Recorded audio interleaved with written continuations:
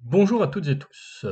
Aujourd'hui, donc, petit exercice sur donc les équilibres chimiques en lien avec les réactions d'oxydoréduction, avec un exercice donc sur le dioxyde d'azote NO2. Donc, alors, on nous présente deux couples de l'azote, leur potentiel standard, et on nous demande au départ de calculer le nombre d'oxydation de l'élément azote N dans les trois composants ci-dessus. Donc dans NO3-, NO2 et NO2-. Alors, ici, qu'est-ce qui va se passer? Pour NO3-, eh bien, nous allons avoir -1, la charge totale, qui vaudra le nombre d'oxydations de l'azote, plus 3 fois le nombre d'oxydations de l'oxygène, -2. Donc, qu'est-ce que l'on va obtenir au final? Un nombre d'oxydation de l'azote qui sera à +5 dans ce composé.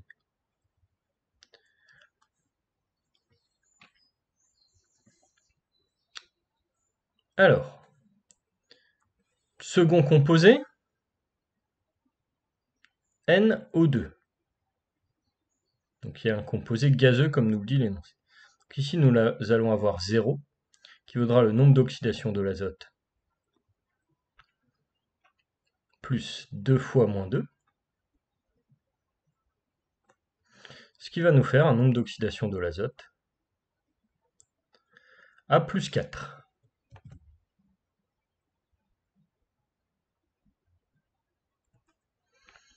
Il va nous rester, pour finir, NO2-. Ici, nous allons avoir -1, qui vaudra le nombre d'oxydation de N plus 2 fois -2, ce qui va nous donner un nombre d'oxydation de N à +3. Alors, ici, tout ceci, évidemment, on sait que N est un tout petit peu moins électronégatif que O. Alors, au passage, on peut regarder un petit peu les structures de ces molécules pour tenter de voir comment ça se comporte. Alors, pour NO3-, eh bien, on va avoir quelque chose comme ceci.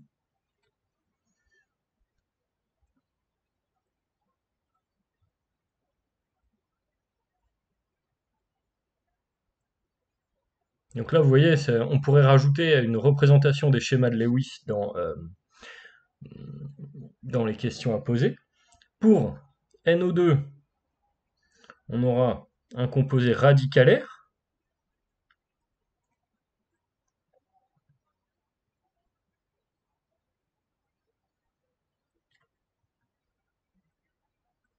Et donc souvent, qui dit composé radicalaire dit composé très réactif. Et donc si c'est un gaz, un composé relativement nocif. Et puis pour NO2-, eh bien ici, très simplement, au lieu d'avoir un simple électron célibataire sur N, on aura le doublet non liant et la charge moins sur O. Ok. Alors, ensuite on nous demande de trouver le potentiel redox du couple NO3-, NO2. Donc là, qu'est-ce qu'on va faire? Eh bien, on va simplement écrire les demi-équations et les formules de Nernst pour chacun des couples. Donc on commence avec NO3-, NO2, par exemple. Donc là, on va avoir NO3-. Donc on sait déjà qu'il va falloir rajouter un électron du côté de NO3-, parce que le nombre d'oxydation varie de 1 entre les deux espèces. Ensuite, eh bien, qu'est-ce qui va se passer? On sait qu'il nous faudra 2H+ pour équilibrer les charges. Et de l'autre côté, eh bien, H2O va suffire pour équilibrer les éléments chimiques. Donc, la formule de Nernst associée à ce couple va nous donner E de NO3-, NO2, qui vaut le potentiel standard E0 de NO3-, NO2, plus 0,06, si on travaille à 25 degrés Celsius, hein, log de l'activité de l'oxydant NO3- H plus au carré sur activité de ce qui est du côté du réducteur, activité de NO2. Ici, on se rappelle que NO2, c'est un gaz, donc on va avoir PNO2 sur P0, P0 pression standard qui vaut 1 bar. On écrit de même la demi-équation pour le second couple. Donc le second couple mis en jeu ici, ce sera NO2, NO2-, ce sera relativement facile ici. Alors NO2, NO2-, il suffit d'ajouter un électron à NO2.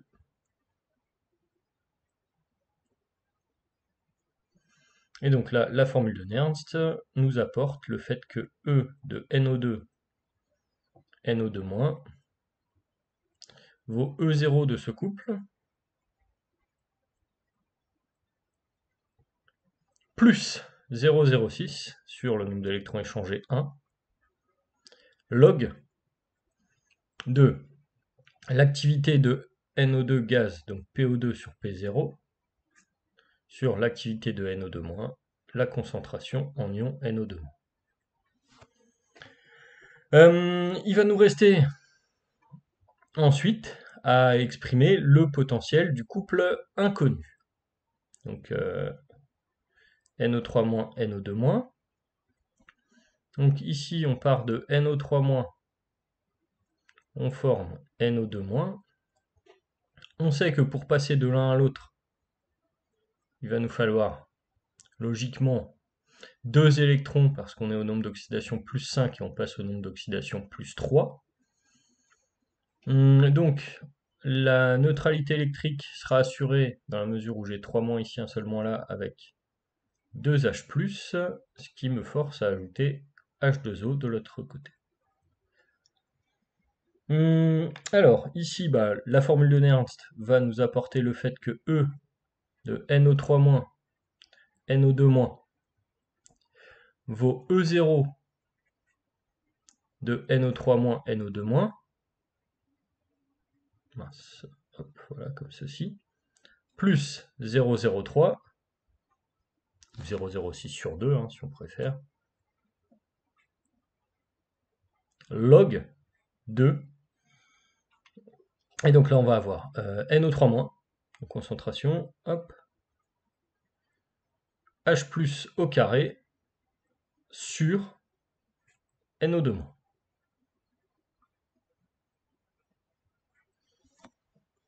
Alors, une fois qu'on a écrit tout ceci, qu'est-ce qu'on va faire? Eh bien, on va essayer de combiner les équations. Alors, on sait une chose, on sait qu'à l'équilibre,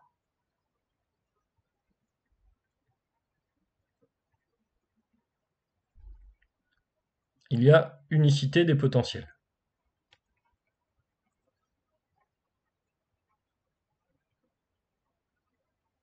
Donc, à partir de là, qu'est-ce qu'on va pouvoir écrire? Eh bien, on peut écrire que le potentiel du premier couple à l'équilibre vaut le potentiel du second couple à l'équilibre, vaut le potentiel du troisième couple à l'équilibre.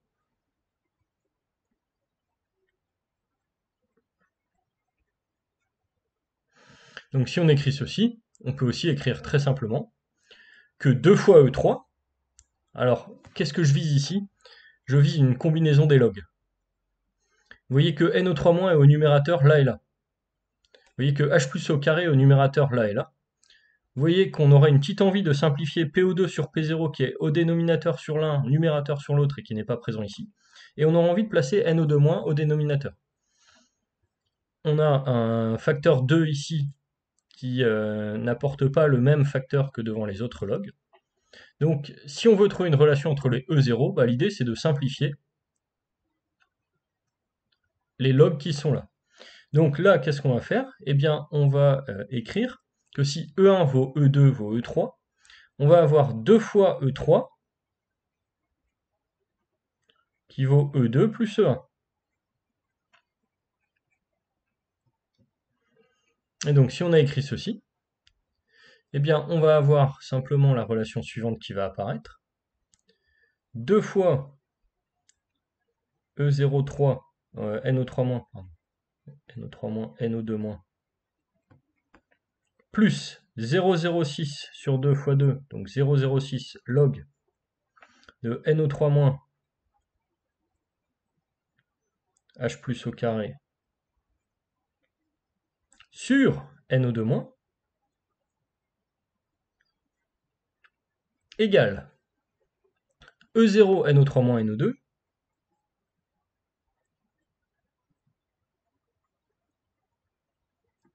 plus, je prends l'autre E0, E0 NO2 NO2-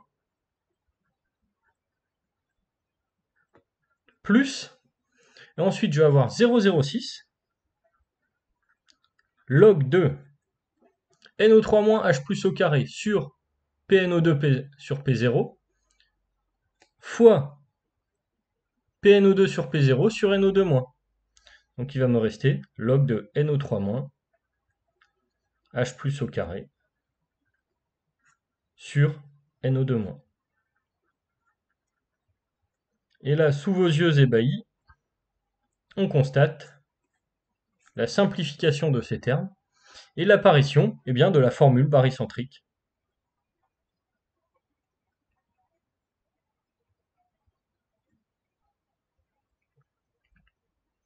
Donc qui nous dit ici finalement que E0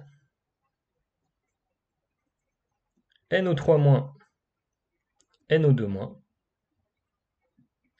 vaut E0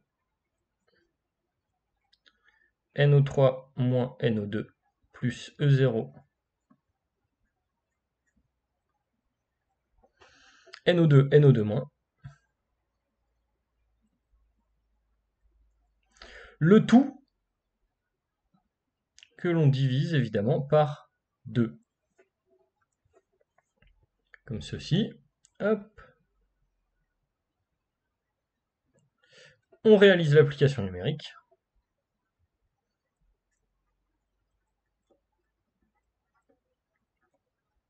Et on obtient donc le résultat ici que E0 du couple vaut 0,84 volts.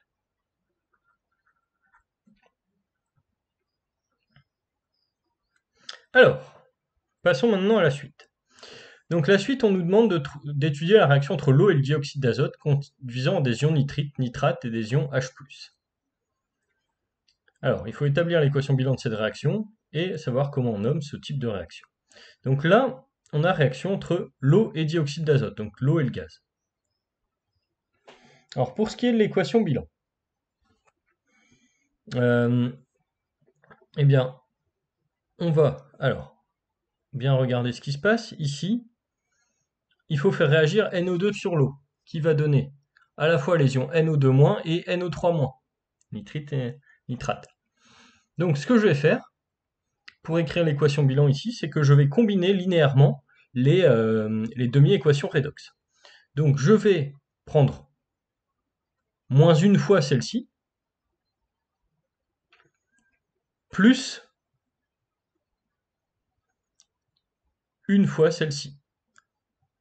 Donc moins 1 plus 2 devrait me donner la bonne équation bilan. Donc, qu'est-ce que je vais obtenir?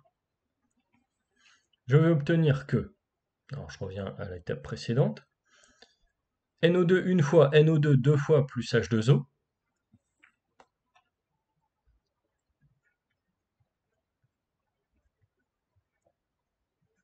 donne, de l'autre côté, qu'est-ce que j'obtiens? NO3- une fois, NO2- une fois, 2H+. NO3- plus NO2- plus 2H+. En remarquant que H+, évidemment, se transforme en H3O+, au contact de l'eau. On pourrait rajouter mettre 3 H2O ici et 3 H3O+, ici, évidemment. 2 H3O+, ici. Voilà. Hop. Donc là, on a obtenu l'équation bilan de la réaction. Alors, quel type de réaction est-ce que c'est? Ici, on avait NO2 qui réagit sur lui-même avec de l'azote au nombre d'oxydation plus 4. pour donner de l'azote au nombre d'oxydation plus 5 et de l'azote au nombre d'oxydation plus 3. Alors ça, c'est bien connu. Quand une espèce chimique réagit sur elle-même pour donner des nombres d'oxydation différents, un plus élevé, un autre plus bas, on a affaire à une réaction de dismutation.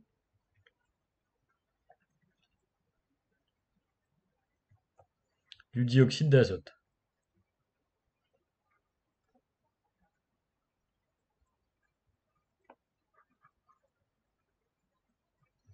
Alors, on nous demande ensuite de trouver la constante d'équilibre de cette réaction. Alors, ici, ce qu'on peut faire très rapidement, c'est dresser une échelle de potentiel standard. Déjà, pour anticiper ce qui va se passer. Alors, qu'est-ce qu'on va constater si on dresse une échelle de potentiel standard? On va avoir le couple NO2 gazeux, NO2- à 0,85 volts. Vous voyez, ça, c'est donné dans l'énoncé. Et nous avons le couple NO3- NO2 à 0,83 volts.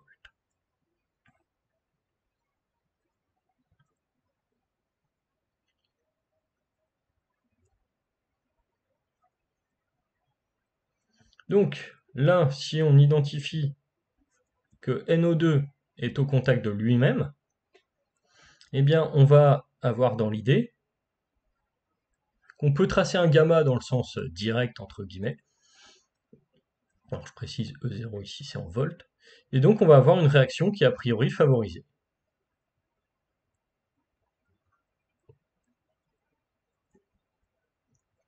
Pour voir jusqu'à quel point elle est favorisée, eh bien, on va calculer la constante d'équilibre.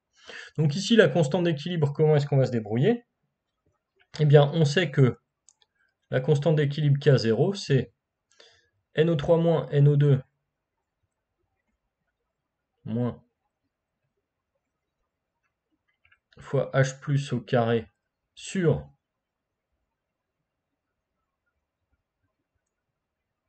PNO2 carré sur P0 carré, donc P0 qui remonte, comme ceci. Et on va avoir K0 qui vaudra à 25 degrés Celsius, 298 Kelvin, autrement dit, 10 puissance E0 NO2 NO2- moins E0 NO3- NO2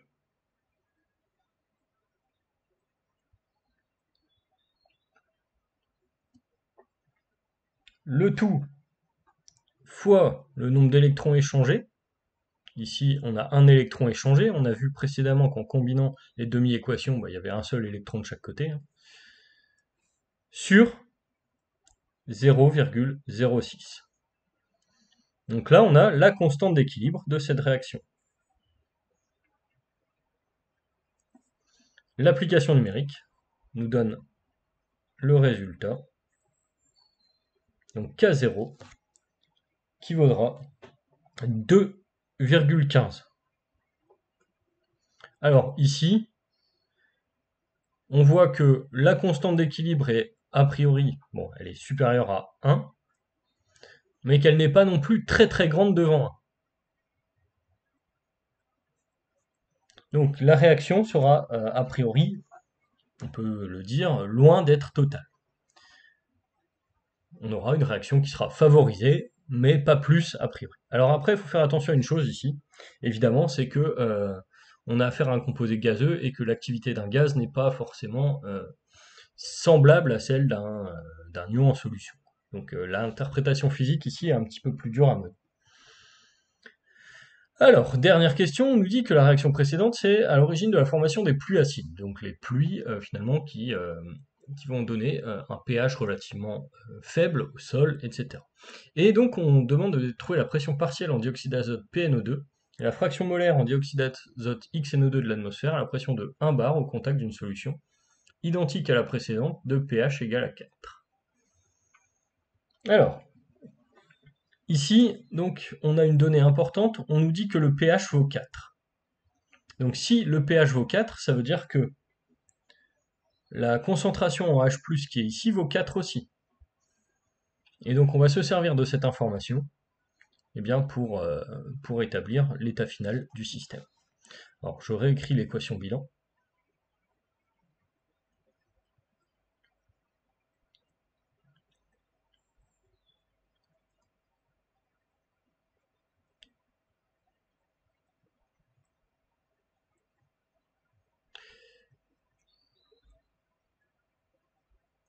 Alors, à l'état initial, qu'est-ce qui va se passer?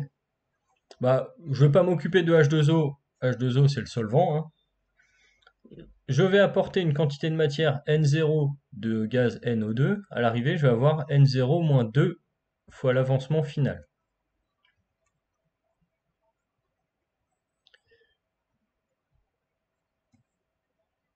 Ici, je pars du principe que j'ai une quantité de matière nulle au départ sur chacun des composants et qu'à l'arrivée, j'ai obtenu XIF, XIF et 2 XIF ici. Je sais une chose, je connais le pH. Donc si je connais le pH, je sais que H+, ça vaut 10 puissance moins pH fois C0. Donc ça vaudra ici 10 moins 4 mol par litre. Donc là, au fait, cette donnée m'amène la connaissance de l'avancement final. Je sais que H+ final,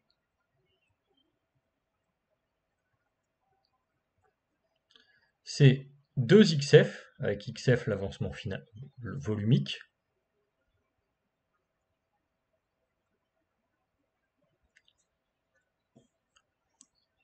donc là, bah, j'ai obtenu finalement 2XF qui vaudra 10 moins pH fois C0. Alors, ici on me demande de trouver la pression et la fraction molaire en dioxyde d'azote de l'atmosphère à la pression globale de 1 bar. Pour trouver la pression, donc finale, je vais exploiter la constante d'équilibre déterminée précédemment. Je sais que K0, ça vaut H+ final au carré fois NO2- final fois NO3- final sur PNO2 final que j'élève au carré sur P0 carré, donc qui va remonter au numérateur, fois l'activité de l'eau évidemment au dénominateur qui vaut 1, l'eau étant le solvant. Donc ici, j'ai trouvé précédemment XF qui valait 10 moins pH sur 2 fois C0, et je sais que NO3- final fois NO2- final, ça va faire XF carré sur C0 carré. Et pour ce qui est de H plus F carré, ici, eh bien je vais avoir encore du XF, donc ça va me donner du XF puissance 4 fois 2 fois 2, 4. XF puissance 4 fois 4 fois P0 carré sur PNO2 final au carré fois C0 puissance 4. Donc je remplace XF par son expression. Alors ici, qu'est-ce que je vais obtenir? Je vais obtenir 10 moins 4 pH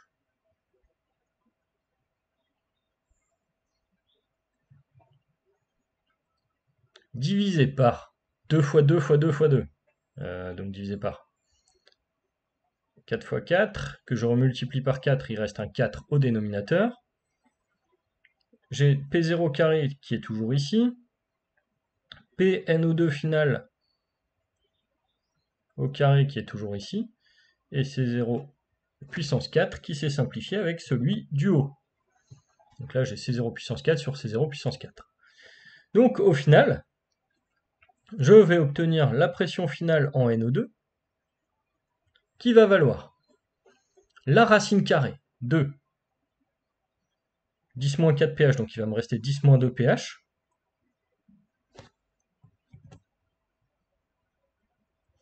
Fois P0 carré, donc ici il me reste P0, sur, alors ici j'ai le facteur 2, et ici, racine de 4, hein, et ici j'ai racine carrée de K0. Donc finalement, PNO2 final sera obtenu après application numérique,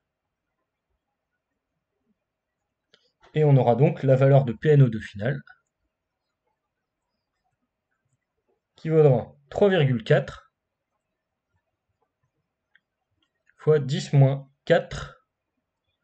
Alors ici, vous voyez 10 moins 2 pH, donc 10 moins 2 pH, ça me fait du 10 moins 8, fois 10 puissance 5 ici, donc ça nous fait globalement 10 moins 8 fois 10 puissance 5, un 10 moins 3, et après je perds encore un ordre de grandeur en divisant par 2 racines de K0. Donc 3, 4, 10 moins 4, Pascal. Donc vous voyez, c'est une pression relativement faible dans la mesure où on sait que la pression atmosphérique, elle, est à 10 puissance 5 pascal. Donc là, on a 9 ordres de grandeur par rapport à la pression atmosphérique.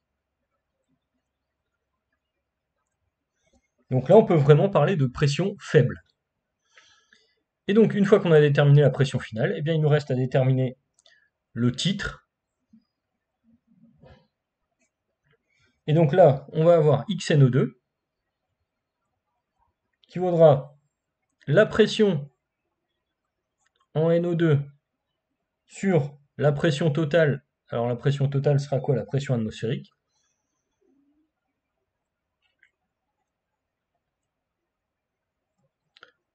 Donc je vais avoir 3, 4, 10 moins 4 sur 10 puissance 5, donc 3,4, fois 10 moins 9.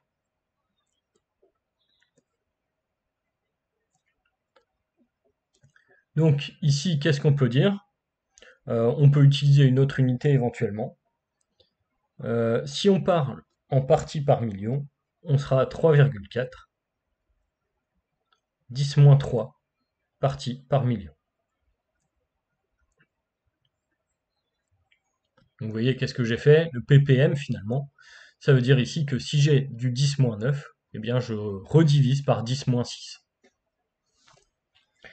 Donc là, on peut dire que le dioxyde d'azote n'a pas besoin d'être en très forte concentration dans l'air pour causer des variations de pH assez importantes, amener de l'eau à un pH de 4.